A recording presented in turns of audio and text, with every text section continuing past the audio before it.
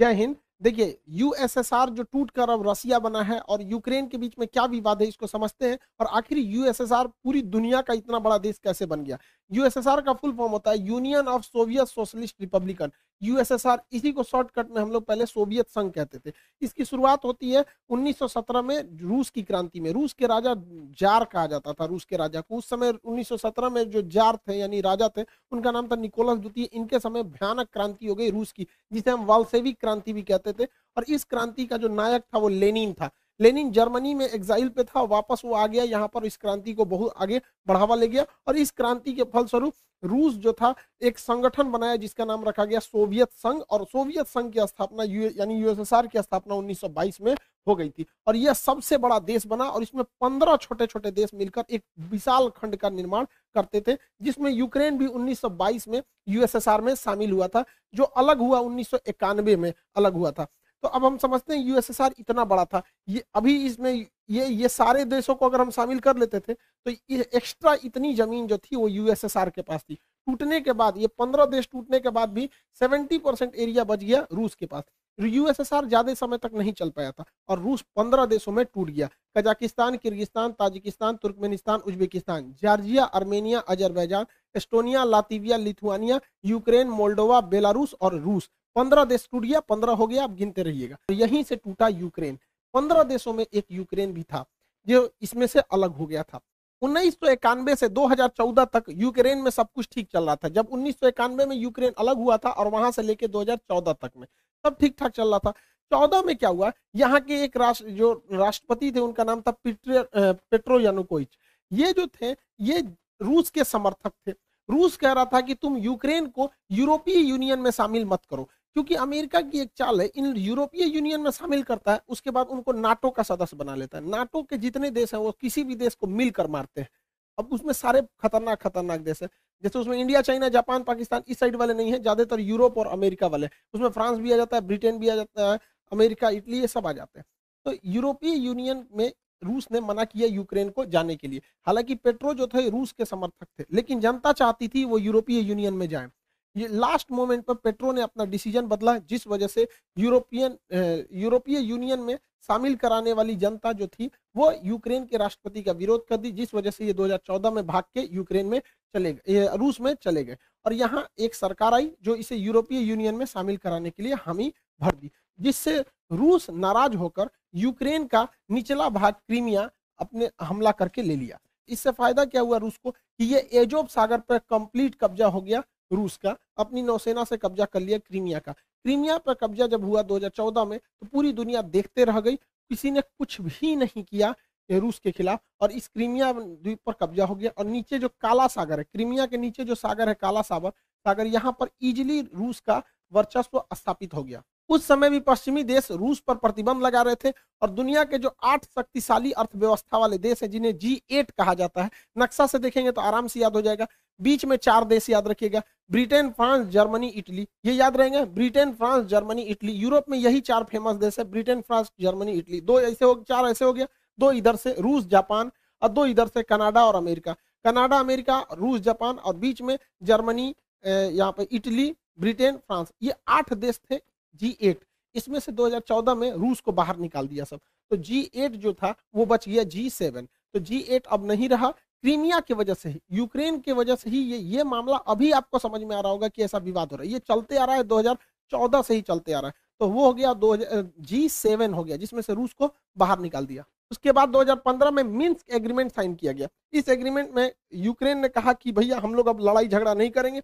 Ukraine भी ध्यान रखेगा कि यूरोप तथा अमेरिका का प्रभाव यूरोप में बढ़ने न दे। लेकिन सब गड़बड़ कब हो गया, जब यूक्रेन ने 2017 में कहा कि वो नाटो ज्वाइन करना चाहता है। नाटो का फुल फॉर्म होता है नॉर्थ अटलांटिक ट्रीटी ऑर्गेनाइजेशन। इसका स्थापना 1949 में हुआ था। वर्तमान में इसमें 30 देश आ गए हैं और ये 30 शक्तिशाली, कनाडा है, America, Britain, France, Italy, Germany, ये जितने खतरनाक देश हैं सब हैं। और ये मेनली रूस को काउंटर करने के लिए। और इस नाटो का आर्टिकल संख्या 5 कहता है कि नाटो के 30 देश किसी को मारे कोई दिक्कत नहीं है, लेकिन इन 30 में से किसी एक को अगर कोई दूसरा देश मारेगा तो 30 मिल के मारेंगे। अब बताइए, यूक्रेन अगर नाटो का सदस्य बन जाएगा तो नाटो के नियम के अनुसार जो भी नाटो का सदस्य है वहां किसी भी देश की सेना आपस में वहां जा सकती है। तो यूक्रेन जिस दिन नाटो का सदस्य बनेगा, अमेरिका की सेना यूक्रेन में भी आ सकती है। अब बताइए कोई देश कैसे बर्दाश्त कर सकता है कि उसका पड़ोसी देश जो उसी से टूटा हुआ है और उसके सीधाने ले आके दुश्मन को बैठाए, और एक दूगो ने पूरा ग्रुप के दुश्मनों को बैठाए। अब अमेरिका यहाँ आएगा, अमेरिका एक को गोली चलाया और रूस भी चलाएगा, तो हो गया नाटो के आर्टिकल 5 का उल्लंघन। अब पूरे 30 मिलकर मारेंगे, तो अमेरिका यहाँ आके बैठ जाएगा और कमजोर स्थिति का जब फायदा उठा के उस पर हमला कर देगा और पूरा सेना का जमावड़ा लगा देगा। यही है मेन विवाद का जड़। इसमें यूक्रेन कुछ भी नहीं है, सारा विवाद फैलाया है अमेरिका और नाटो ने। बेचारा भुगत रहा है यूक्रेन। यूक्रेन को भी समझना चाहिए कि आप तब तक ही पैर फैलाइए जब तक दूसरे को तकलीफ नहीं हो। कोई भी देश अपनी राष्ट्रीय सुरक्षा को ध्यान में रखता है, ये जरूरी है। अब देखिए नाटो में इतने देश हैं, ये जितने रेड कलर के हैं सब नाटो के देश। अब आप ही बताइए, यहाँ पर रूस है, रूस के सिधाने इतने दुश्मन देश है। रूस अगर इनमें से किसी एक को मारेगा ना तो ये सब मिलके मारेंगे, तो रूस को तो पूरी तरह से बर्बाद करने का प्लान है नाटो वालों का। यूक्रेन को सबक सिखाने के लिए रूस ने क्या किया, एक तो 2014 में क्रीमिया को हड़प लिया। क्रीमिया पे हड़पने के कारण ये एजोव सागर पूरी तरह से रूस के कब्जा में आ गया। इसके बाद यहाँ डोनस तथा लुहांस, ये दो शहरों को, दो जगहों को विद्रोहियों को खड़ा किया और अपने सैनिकों को यहाँ भेज दिया। और वो सैनिक जो थे वो सादी वर्दी में थे और विद्रोह कर दिए और कहें, और रूस ने इसको मान्यता दे दिया कि ये अलग देश है और इन अलग देश है, और यहाँ अपनी पूरी तरह सेना उतार दिया। इसमें पूरी तरह रूस की सेना आ गई, यहाँ रूस की सेना पहले से थी। रूस बहुत ही सावधानी से चल रहा था। ये ऊपर का देश है बेलारूस, यहाँ रूस अपनी पूरी सेना भरे हुए है ताकि इधर से हमला करना होगा तो कर ही देगा। ये रूस है, इधर से हमला आराम से कर देगा। और यहाँ से तो रूस घुस ही चुका है, क्रीमिया में पहले से कब्जा किया था, ये नौसेना लगा के यहाँ से चल जाएगा, चौतरफा हमला कर देगा यूक्रेन के ऊपर रूस। यूक्रेन को ये समझना चाहिए, आने वाले खतरों को भापना चाहिए। दूसरे के दम पर आप किसी ऐसे आदमी से आप खतरा नहीं मोल सकते हैं। अब ये लोग क्या कर सकते हैं, तो ये अमेरिका कह रहा है कि प्रतिबंध लगाएंगे, नाटो का धमकी दे रहा है इसको। भैया नाटो का अगर सदस्य बन जाएगा यूक्रेन तब तो बवाल हो जाएगा वहां पर। यहाँ दो एरिया जो है उस पर रूस ने स्वतंत्र देश घोषित कर दिया, लुहांस और डोनेस्क, इसे डोनबास रीजन भी कहा जाता है। अब इस पे इजीली रूस क्या करेगा, यहां से हमला कर देगा। अब आप कहेंगे यूएनओ ने क्यों कुछ नहीं किया, तो यूएनओ को अमेरिका ने खुद एक ऐसा कठपुतली बनाया है कि अमेरिका यूएनओ का यूज करके किसी भी देश पर हमला कर सकता है। आज उसी का फायदा रूस उठा लिया। कैसे उठाया समझिए ध्यान से। यूएनओ का एक नियम है आर्टिकल नंबर 7। आर्टिकल 7 कहता है कि कोई देश किसी दूसरे देश पर हमला नहीं कर सकता है, लेकिन अगर कोई देश से कोई छोटा सा राज्य टूटकर अलग होना चाहता है तो उसे स्वतंत्रता है, और अगर वह देश उस पर अत्याचार कर रहा है तो पड़ोसी उस पर मदद के लिए जा सकता है। नहीं समझे, अब समझिए कैसे होता है। ये रूस ने इन दो देशों को मान्यता दे दिया कि ये अलग देश है, अलग देश है। और आर्टिकल 7 यूएनओ का कहता है कि किसी भी देश की मदद के लिए दूसरा देश आ सकता है। तो यहाँ पर स्वतंत्र देश की मान्यता दे दिया, यहाँ किसी को प्रधानमंत्री राष्ट्रपति बैठा दिया और उसने लेटर लिख दिया किसको, रूस के राष्ट्रपति को, कि हमें सैन्य मदद दीजिए, और इसके सैन्य मदद के आधार पर इस पे हमला कर दिया यहाँ पर, और कह रहा है ये स्पेशल मिलिट्री ऑपरेशन है। युद्ध है नहीं, ये स्पेशल मिलिट्री ऑपरेशन है। यही तो किए थे अमेरिका ने अफगानिस्तान में, यही तो अमेरिका ने किया था इराक में, यही तो अमेरिका ने माली में किया, यही अमेरिका ने सीरिया में किया, यही अमेरिका ने लीबिया में किया, यही अमेरिका मिस्र में किया था, यही अमेरिका वियतनाम में किया था, यही अमेरिका कोरिया में किया था। तो जब अमेरिका करेगा तो गलत नहीं है, रूस कर दिया तो गलत है। यहाँ पर आर्टिकल 17 यूएनओ में कोई भी चीज बर्बाद, यूएनओ क्या कर पाएगा। एंटोनियो गुटेरेस फिलिस्तीन पिटाता है, क्या कर लेते हैं, कुछ नहीं। कश्मीर का मुद्दा आज तक अटका हुआ है, क्या कर लिया इन लोगों ने। तालिबानी जब अफगानिस्तान में आतंक मचा रहे थे, क्या कर लिया इन लोगों ने। ये कुछ भी नहीं है, यूएनओ मतलब कुछ नहीं, तमाशा है। अमेरिकी खुफिया एजेंसी सीआईए कह रही थी कि 16 फरवरी को सुबह 5 बजे रूस यूक्रेन पर हमला कर देगा। अरे बैल है ये रूस, जब तो बता के हमला करेगा, उस दिन हमला करना भी रहता तो नहीं करता पहले से पता। तो रूस ने क्या किया, उस दिन पीछे हट गया। पीछे भाई समुद्र की लहरें अगर पीछे हटती हैं तो सुनामी की पहचान होती है, गधों को लगता है कि पीछे जा रहा है वहां पे। देखिए इसमें क्या था कि चीन का रूस से काफी अच्छा संबंध है। रूस चीन के बुलावे पे गया था वहां ओलंपिक के उद्घाटन पे, और जाते ये कह दिया कि ताइवान चीन का भाग है। तो सोच सकते हैं रूस और चाइना में कितना अच्छा संबंध है। रूस से चाइना ने कहा था कि ओलंपिक हो जाने दो, विंटर ओलंपिक। तो बीजिंग विंटर ओलंपिक 20 फरवरी को खत्म हो गया, इस दिन लास्ट हो गया। और 21 फरवरी को व्लादिमीर पुतिन ने यूक्रेन में 2 स्वतंत्र देशों की घोषणा कर दी। अब समझिए ये स्वतंत्र देश की घोषणा क्यों की गई है, ताकि यूएनओ का आर्टिकल 7 का प्रयोग किया जा सके। और 23 तारीख को उन स्वतंत्र देशों ने लेटर लिख दिया पुतिन को कि हमें सेना की मदद किया जाए, और 23 तारीख को पुतिन ने क्या कर दिया, सेना से हमला कर दिया। ये युद्ध है ही नहीं, स्पेशल मिलिट्री ऑपरेशन है। किसके वजह से, यूएनओ के आर्टिकल 7 की वजह से। इस हिसाब से हम लोग भी पाकिस्तान में हमला कर सकते हैं। किस तरह से? वहां पर जो बलूचिस्तान है वहां के लोग अगर लिख के दे देते हैं कि हमारी मदद कीजिए, तो हम लोग भी मार सकते हैं। आज यूएनओ क्या कहता है? जिसकी लाठी उसकी भैंस। इसी हिसाब से यूएनओ चल रहा है यहाँ पर। अब इसके बाद हमला यहाँ पर तेज कर दिया गया, रूस ने इसके ऊपर हमला कर दिया यूक्रेन पर। हालांकि जब यूएसएसआर का हिस्सा था तो यूक्रेन का काफी विकास किया था रूस ने। आप देखिए कैसे, ये है आपका यूक्रेन। यूक्रेन का काफी विकास किया था। जितने भी उस समय के जहाज बनते थे मिग-21, आज भी मिग-21 यूक्रेन में ही बनता है। जितने पानी वाली जहाजें रूस के यूएसएसआर के समय बनी, सब यूक्रेन में। यूक्रेन के लोग आज इसको बनाना भूल गए हैं। हाल ये हो गया है, जब यूक्रेन पे युद्ध के बादल मंडरा रहे थे तो यूक्रेन के इंजीनियर जहाजें बनाना भूल गए थे। तुर्की को बोले कि हमारे लिए जहाज बना दो, तो ये तो यूक्रेन की गलती है। यूक्रेन में काफी विकास किया था। यूक्रेन में ही प्रीपेड शहर बसाया गया था, जहां चेर्नोबिल दुर्घटना हो गया था 1986 में, परमाणु दुर्घटना। उसकी राजधानी कीव के पास है। तो यूक्रेन में कोई भी देश इतना ज्यादा लगाव रखेगा और वो देश दूसरे देश को कहेगा कि नाटो सेना यहाँ लगाओ, तो भड़कबे करेगा। यूक्रेन में आज भी 30% लोग रसियन भाषा बोलते हैं। पूर्वी यूक्रेन के लोग तो इजीली मान लेंगे कि वो रसिया के हैं, और रसिया इसको छोड़ेगा भी नहीं यहाँ पर, क्योंकि कोई भी देश अपनी सुरक्षा को सर्वोपरि रखता है। यूक्रेन जो है आज भी जो सेना के हथियार बनते थे, टैंक वगैरह, वो रूस यूक्रेन में बनाता था, क्योंकि वो चाहता था कि 15 देश खुल के रखे। आज भी पाकिस्तान के टैंक जो हैं वो यूक्रेन के ही बने हुए हैं।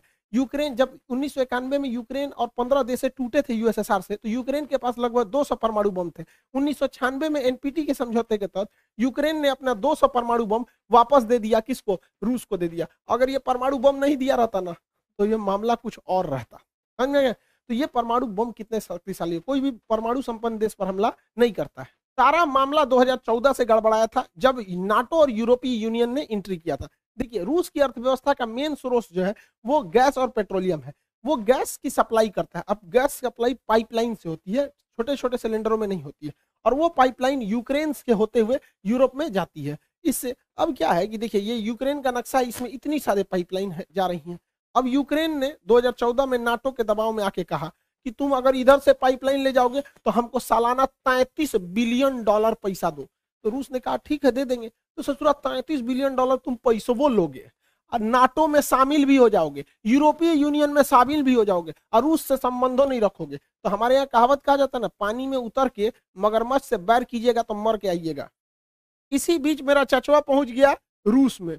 अब बताइए, बेशर्मी की हद होती है कि रूस युद्ध के मुहाने पे खड़ा है और ये जाके 10,000 करोड़ रुपया कर्जा मांग रहा था कि हमारे यहाँ पाइपलाइन बिछाना है, बिछा दीजिए। रूस भगा दिया इसको। जैसे ये कहा कि हमको 10,000 करोड़ रुपया मदद चाहिए, उसी समय रूस ने यूक्रेन पे हमला कर दिया।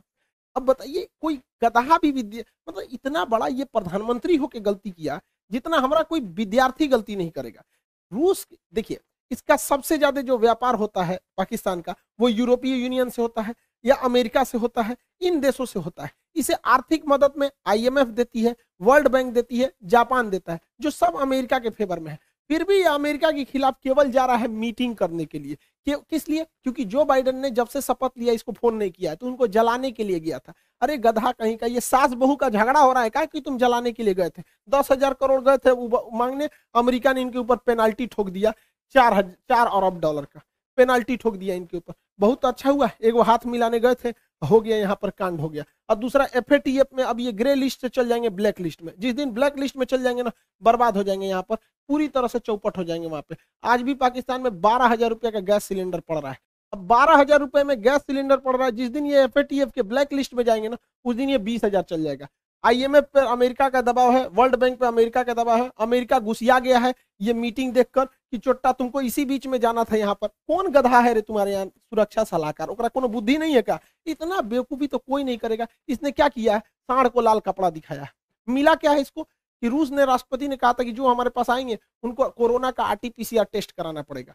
दुनिया का सबसे महंगा टेस्ट इन्हीं का हुआ है।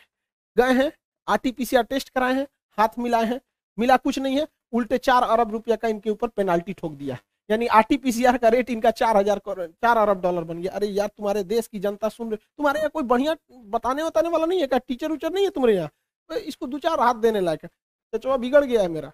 अमेरिका ने भारत पर दबाव बनाया कि यूएनओ में आप हमारा सपोर्ट कीजिए, क्योंकि भारत 2 साल के लिए यूएनओ के अस्थायी सदस्य है यहाँ पर। अब इसमें भारत ने वोट ही नहीं दिया, कहा कि ना हम रूस की ओर से हैं ना यूक्रेन की ओर से। तो रूस ने कहा थैंक यू भैया, तुमने नहीं दिया, बहुत अच्छा हुआ। चाइना ने भी कहा हम भी वोट नहीं देंगे, यूएई ने कहा हम भी नहीं देंगे, अमेरिका कह रहा है ये तुम काहे लिए ऐसा बोल रहा है। अब यूएई ऐसे अरब देश ज्यादातर अमेरिका के फेवर में होते हैं, फिर भी यूएनओ में अरब देश ने इनका साथ नहीं दिया। तो ये सोचने वाली बात है कि आखिर ऐसा क्यों हुआ। तो समझिए इसके पीछे का मेन रीजन क्या है। देखिए सऊदी अरब, यूएई जो है यहाँ पर स्थित है। यूएई के नीचे यमन है, यमन में हैती विद्रोही हैं सब, और इन विद्रोहियों को ईरान का साथ प्राप्त है, ईरान का साथ प्राप्त है। अगर यूएई रूस के खिलाफ जाएगा तो रूस की दोस्ती है ईरान से, वो ईरान को फोन करेगा, ईरान हैती विद्रोहियों को फोन करेगा, हैती विद्रोही यूएई को बजा देगा सब पकड़ के। तो एक रीजन ये है। दूसरा रीजन ये है कि ईरान के पास भी पेट्रोलियम है, रूस के पास भी पेट्रोलियम है और यूएई के पास भी पेट्रोलियम है। तो इन्हें दोस्तों को साथ में रख के पेट्रोलियम के लेवल को, मतलब प्राइस को कंट्रोल करने में भी मदद मिलेगी। अमेरिका इजराइल पर भी दबाव बना रहा है कि इजराइल यहां पर सीरिया में बम्बार्डमेंट कर दे ताकि रूस का ध्यान भटक जाए, लेकिन इजराइल ऐसा करने से मना कर दिया। क्यों? क्योंकि सीरिया में S-400 मिसाइल सिस्टम तैनात है, और यहां से अगर इजराइल को आगे बढ़ना होता है तो रूस से परमिशन लेना होता है, और अगर रूस से दुश्मनी लेगा इजराइल अमेरिका के चक्कर में आके तो रूस इनका भी उपाय कर देगा। सीरिया के बगल में है लेबनान, लेबनान में हिजबुल्ला नामक आतंकवादी संगठन है, हिजबुल्ला नामक आतंकवादी संगठन है। अब इजराइल की दुश्मनी है ईरान से, रूस कहेगा ईरान को कि तुम अपना सारा आतंकवादियों का हथियार सीरिया में भेजो। अब सीरिया से वो जाएगा लेबनान में, और लेबनान में उस हथियार को लेगा हिजबुल्ला, और वो मारेगा इजराइल को। तो इजराइल ने कहा कि देख भैया, रूस जो है ना सबका उपाय रखा है, इस मिडिल ईस्ट में कोई चूचाई करता है ना तो रूस सीधे किसको करता है? ईरान को करता है, और ईरान सबको कंट्रोल करके रखता है। हालांकि यूक्रेन के जो प्रेसिडेंट है ज़ेलेंस्की, वो भी ज्यूज यानी यहूदी हैं, और इजराइल भी यहूदी है। अब यहूद ये उसका मदद नहीं कर रहा, क्योंकि भैया देश सर्वोपरि होता है, अपने देश को काहे लिए हम रिस्क में डालेंगे, हर देश में यहाँ पे। अब ये यूक्रेन का बड़बोलापन था जो ईयू तक तो सीमित था, लेकिन नाटो में गए, अब लड़िए यहाँ पर। अब यूक्रेन को तो छोड़ेगा नहीं रूस, जो फाइनल है। अब वहाँ के लोगों को सफर करना पड़ता है, वहाँ के लोग काफी बहादुरी से लड़ रहे हैं। हम उनके लोगों की भावना इज्जत करते हैं, उनकी भावनाओं का, उनके सैनिकों को सैल्यूट करते हैं जो इतनी बहादुरी से लड़े वहाँ पर, आखिरी सांस तक उनके सैनिक लड़े। वहाँ पे जो आम नागरिक है वो भी अपने देश के लिए लड़ रहा है ये, और जो बेचारे बूढ़े हैं, बच्चे हैं, वो मेट्रो में या कहीं शेल्टर होम में जाके रह रहे हैं। लेकिन देश के नागरिकों को भी सोचना चाहिए, किसी देश को इतना टॉर्चर मत करो। रूस को अपनी सुरक्षा चिंताओं को ध्यान में रखना पड़ेगा। हमको बड़ा कड़ा शब्द में बोलना पड़ता है, लेकिन ये बात जरूर है कि अगर यूक्रेन आज आंसू नहीं बहाएगा तो कल यूक्रेन की वजह से रूस को खून के आंसू बहाने पड़ेंगे, क्योंकि नाटो धीरे धीरे पैर पसार रहा है। 15 देशों को तोड़ दिया नाटो ने, और उसके बाद उन 15 देशों में से सारे देशों को अपने में मिलाते आ रहा है। नाटो की जरूरत क्या है? आप 15-30 देश मिलके किसी को मारेंगे यहाँ पर। तो यूक्रेन के लोगों को इसका खामियाजा भुगतना पड़ेगा। लेकिन क्या होता है कि देश, हर इंसान को अपना देश प्यारा होता है। देश तो बहुत बड़ी चीज होती है। इंसान जिस कमरे में सोता है, बेड के जिस कोने पे सोता है, इंसान को वही कोना पसंद आता है। आप भी अपने कमरे में बेड पे किसी खास कोना पे सोते होंगे, आपको वही नींद आएगा। हर इंसान की मेंटेलिटी होती है। लेकिन ये सोचना चाहिए कि हमारी देश की नीतियां कहाँ सही जा रही हैं। कई बार हमें कड़वे घोंट पीने पड़ते हैं, तो ये चीजें होती है। कई बार देश को ऐसा लगता है कि नहीं अभी हमला कर देना चाहिए, लेकिन उसको सोच समझ के करना चाहिए। हमारे ऊपर भी हमले हुए थे 26/11 जब ताज होटल पे हमला हुआ था, हम लोग भी चाहते तो पाकिस्तान पे हमला कर देते। पुलवामा हुआ था, संसद पर हमला हुआ था, कारगिल पर हुआ था, हम लोग भी चाहते तो इस्लामाबाद पे घुस जाते, लेकिन उस वजह से हमारी देश की अर्थव्यवस्था नहीं बढ़ी। अब क्या है, धीरे धीरे हमारी अर्थव्यवस्था बढ़ रही है, धीरे धीरे पाकिस्तान खुद ही बर्बाद हो जाएगा। तो ये यूक्रेन के लोगों को सोचना चाहिए कि ऐसा ना करे कि रूस जैसे देश से, इतने बड़े देश से दुश्मनी ले ले। अभी रूस का पूरा फुल प्लान क्या है, वो वायुसेना से भी हमला कर रहा है, थल सेना से भी कर रहा है, नौसेना से भी कर रहा है। वो चारों ओर से घेर चुका है यूक्रेन को, और कोई मदद के लिए नहीं आया। ये दुनिया के लिए भी एक लेसन है कि जब तक अपने पैर पर नहीं खड़े रहेंगे तब तक कोई मदद करने के लिए नहीं आएगा। कोई आएगा कैसे मदद करने के लिए आपके ऊपर? आपकी खुद की परछाई भी ना अंधेरे में आपका साथ छोड़ देती है, तो दूसरे से क्या उम्मीद कर रहे हैं? मुसीबत पड़ने पर हर इंसान साथ छोड़ देती है, जब अंधेरे में परछाई ने छोड़ दिया तो। व्लादिमीर पुतिन का सीधा सा डिमांड है कि रूस, ये यूक्रेन और नाटो लिखित दें कि वो कभी भी यूक्रेन को नाटो में शामिल नहीं करेंगे। रूस का दूसरा डिमांड है कि जो एस्टोनिया, लातविया, लिथुआनिया, जो एकदम इसकी राजधानी के पास नाटो सेना आके बैठी हुई है, इन्हें वापस विड्रॉल करें। अमेरिका ने यूरोप में जो परमाणु बम रखे हैं, इसे वापस ले जाए। ये व्लादिमीर पुतिन का है। हालांकि पुतिन का आंतरिक विरोध भी हो रहा है देश में, लेकिन इसे दबाने के लिए पुतिन काफी बेहतरीन ढंग से वेल ट्रेंड है। पुतिन का पूरा प्लान क्या है? वो यूक्रेन को इस एरिया से काट देंगे। इस एरिया से काट दिए, वो ऑलरेडी काट चुके हैं, इसमें तो कुछ सोचना ही नहीं। क्रीमिया में वही काट चुके हैं।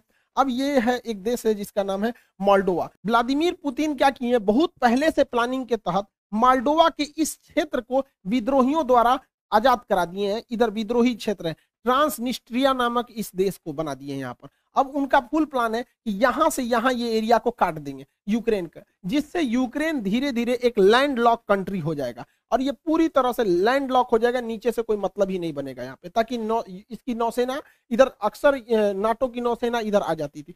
अब इनको खामियाजा भुगतना पड़ेगा। क्यू में उसकी सेना घुस चुकी है, रूस की सेना चारों ओर से घुस चुकी है। अब ये वेट एंड वॉच करेंगे लोग, जल्दी से जल्दी जोनेस्की जो है वहां पे वो सरेंडर कर दे। और रूस की सेना बहुत शक्तिशाली है, कई देश मदद के लिए आए हैं, लेकिन इससे बहुत कुछ नहीं हो पाएगा। लेकिन रूस के लिए भी है, जितने देर होगा युद्ध में उतने रूस के लिए समस्याएं बढ़ेंगी, उसके ऊपर सैंक्शन जो है वो और ज्यादा लगते जाएंगे। भारत पे भी इसका असर पड़ेगा, जो गैस है उसके रेट बढ़ेंगे, पेट्रोलियम फिर 110 105 के पास चला जाएगा, क्योंकि वो ऑलरेडी बढ़ने वाले हैं। जो सनफ्लावर जिससे रिफाइन तेल वगैरह बनाए जाते थे, वो 80% आता था यूक्रेन से, यूक्रेन युद्ध में फंस चुका है, अब वो नहीं आएंगे। फिर से सरसों का तेल 200 से 250 रुपए लीटर के राउंड द फिगर जाने वाला है। दवाइयां यूक्रेन के लोगों को महंगा पड़ेगा, क्योंकि भारत उन लोगों को दवाइयां बेचता था। गेहूं के लिए एक चीज का प्रॉफिट यही है कि यूक्रेन और रूस दोनों गेहूं के बहुत बड़े उत्पादक है। यूक्रेन के पास गेहूं का बहुत बड़ा भंडार था। यूक्रेन में एक घास का मैदान है जिसे कहते हैं स्टेपी, उसे bread basket of the world कहते हैं, कि दुनिया में वो गेहूं वहां बहुत ज्यादा मात्रा में उत्पादित होता है। तो गेहूं का इन लोग के पास प्रोडक्शन गिरेगा, जिस वजह से गेहूं के रेट बढ़ेंगे। तो भारत उन गेहूं को विदेश में बेच सकता है और इस तत्कालिक समय के लिए फायदा कमा सकता है। ये भारत के लिए एक मौका है, वो भी हाथ से मत चला जाए, दिक्कत हो जाएगा। हालांकि रूस इसके लिए पहले से तैयार बैठा है। उसने अपनी अर्थव्यवस्था को बजट में जो पारित किया था उसको स्टेबल रखने की कोशिश किया। वहां पर्याप्त मात्रा में विदेशी भंडार रखे गए हैं, वो सोने का प्रचुर भंडार रख चुका है। अमेरिका ने उसके ऊपर सबसे खतरनाक प्रतिबंध लगाया है, स्विफ्ट बैन लगा दिया है। देखिए, दो तरह के बैंकिंग में कोड होते हैं। अगर आप देश के अंदर ही पैसा भेजना चाहते हैं तो आपको आईएफएससी कोड लगते हैं। आप अगर ध्यान देंगे होंगे, बैंक में कभी भी पैसा ट्रांसफर किए होंगे तो आईएफएससी कोड लगा होगा। अगर आपको आईएफएससी कोड नहीं पता है, बैंक से ट्रांसफर पैसा नहीं होगा। लेकिन ये आईएफएससी कोड किसी देश के अंदर ही होता है। हमें बिहार, यूपी, मध्य प्रदेश, तमिलनाडु कहीं भेजना है, लेकिन अगर हमें यहां से पैसा अमेरिका भेजना है तो उस समय आईएफएससी कोड काम नहीं करेगा, उस समय स्विफ्ट कोड काम करेगा। जितने लोग ऑनलाइन ट्रेडिंग करते होंगे, विदेश से सामान बेचते होंगे, आता होगा, उन लोग को पैसे के लिए आईएफएससी कोड नहीं बल्कि स्विफ्ट कोड की जरूरत पड़ती होगी। अमेरिका ने यूरोपीय देशों के दबाव में आकर रूस को क्या किया, स्विफ्ट कोड से हटा दिया। अब रूस का स्विफ्ट कोड ही काम नहीं कर रहा है। तो रूस में इंटरनल व्यापार तो होगा, लेकिन बाहरी व्यापार पर बैन लग जाएगा। हालांकि रूस चाहे तो रूबल में इसका व्यापार कर सकता है इजीली, रूस की अर्थव्यवस्था पर इसका प्रभाव पड़ेगा, लेकिन इसके लिए भी अमेरिका ही जिम्मेदार है। उसने रूस को इतना ना प्रतिबंधों से झोंक दिया था, इतना झोंक दिया था कि रूस अब एकदम उब गया था। कहा जाता है किसी को इतना न डराओ कि उसके दिल से डर खत्म हो जाए। भारत के लिए समस्या है कि हमें बैलेंस लेके चलना है, ना हमें अमेरिका की ओर झुकना है, ना हमें रूस की ओर झुकना है। हमें दोनों से जरूरत है और दोनों से सावधान रहने की जरूरत है। हालांकि क्वाड ग्रुप में भारत ने अमेरिका का साथ नहीं दिया, एक न्यूट्रल स्टैंड को अपनाया है। यूएनओ में भी भारत ने एब्सटेन करके, मत ना डाल के, वो भी एक तरह के न्यूट्रल स्टैंड को अपनाया है। G20 में भी भारत बहुत कुछ नहीं कहने वाला है रूस के खिलाफ। हमें बैलेंस लेके चलना है, अमेरिका के कहने पे हम लोग को नहीं आना है, क्योंकि अगर हम अमेरिका के कहने पे चले आएंगे तो रूस चाइना के फेवर में चला जाएगा, क्योंकि वो भी देखेगा कि भैया आप अमेरिका के गुण गा रहे हो तो वो किसके गुण गाने लगेगा, चाइना का। और ये चाइना यही चाह ही रहा है, क्योंकि उधर यूक्रेन को कब्जा कर लेगा। यूक्रेन ले गया रूस, अब ताइवान लेके चला जाएगा चाइना, इसके बाद स्प्रेटले द्वीप लेगा, इसके बाद पारासेल आइलैंड लेगा। ये चाइना के लिए प्लस पॉइंट होगा। अतः चाइना को रोकने के लिए हमें रूस के साथ रखना जरूरी है, साथ साथ अमेरिका का भी साथ देके चलना जरूरी है। तो हमें काफी मतलब बीच बचाव लेकर चलना चाहिए। सबका कारण है नाटो और अमेरिका के चक्कर में पूरी दुनिया आज सफर कर रही है। हमारे देश का सेंसेक्स नीचे गिर गया, 10 लाख करोड़ रुपए जो हमारे सेंसेक्स है, 5% सेंसेक्स नीचे चला गया हमारा शेयर मार्केट, यानी लगभग 2000 अंकों की गिरावट देखी गई है, जिसे वैल्यू में कहेंगे तो 10 लाख करोड़ का। ये नाटो इन लोग के चक्कर में, ये आपस में, जब तक दुनिया में ये दोनों देश हैं अमेरिका और रूस, हमेशा गोलियां चलती रहेंगी। अरे वही छोटका है ससुरा चाइना, ये पूरी दुनिया में गोलियां चलवाते रहेंगे। हम लोग को न्यूट्रल बैलेंस लेके चलना है, लेकिन हमें यह नहीं भूलना चाहिए कि अमेरिका से दोस्ती, दुश्मनी तो खतरनाक होती है, दोस्ती और खतरनाक होती है। ये किसी के नहीं होते हैं सर। और अमेरिका के पिछले कर्मों को हमें नहीं भूलना चाहिए। याद कीजिए 1971 में जब जंग चल रही थी तो रूस हमें बचाने आया था, 40वां बेड़ा भेजा था, और यही अमेरिका है जो परमाणु बम से मारने की धमकी दिया था, अपना 7वां बेड़ा भेजा था। 1965 में जब हमारे यहाँ अकाल पड़ा था तो अमेरिका हमें सुअरों को खाने वाला गेहूं दिया था। किस मुंह से अमेरिका आज हमसे मदद मांग रहे हैं यहाँ पे भैया? जब 370 लगा था तो इसमें 7 रूस ने हमारा दिया था। यूएनओ में कश्मीर में जब जब मुद्दा आया था तो यूएनओ कहता था कि वहां के लोगों से पूछिए क्या होगा, तो रूस वहीं पे रोक लगाता था। हम कैसे भूल सकते हैं रूस को? रूस ही हमें सबसे ज्यादा हथियार दिया। आज भी भारत में 80% हथियार रूस से ही आ जाते हैं, हम इसको नहीं भुला सकते हैं। 1998 में जब भारत ने अपना परमाणु बम परीक्षण किया था, पूरी दुनिया खिलाफ हो गई थी, रूस साथ खड़ा था। आपको याद है कि नहीं इन दोनों की जोड़ियां? इन लोगों ने परमाणु परीक्षण किया था, उसके बाद कोई हमें आंख उठाकर नहीं देख सकता था। तो उस समय भी रूस की बात हम लोग को याद रहना चाहिए। 1999 में जब कारगिल की लड़ाई हुई थी तो अमेरिका ने अटल बिहारी वाजपेयी से कहा था कि हम परमाणु बम मार देंगे भारत के ऊपर। तो अटल बिहारी वाजपेयी ने कहा था कि हम आधा हिंदुस्तान खोने के लिए तैयार हैं, लेकिन हम वचन देते हैं कि सुबह का सूरज पाकिस्तान नहीं देख पाएगा। तो पाकिस्तान अमेरिका अपना परमाणु बम लेके भागा था। याद कीजिए अभिनंदन की जी का फाइटर पायलट जो थे, इनके ऊपर जहाज से जो स्ट्राइक किया गया था, वो जहाज भी पाकिस्तान को अमेरिका ने दिया था, F-16 जहाज।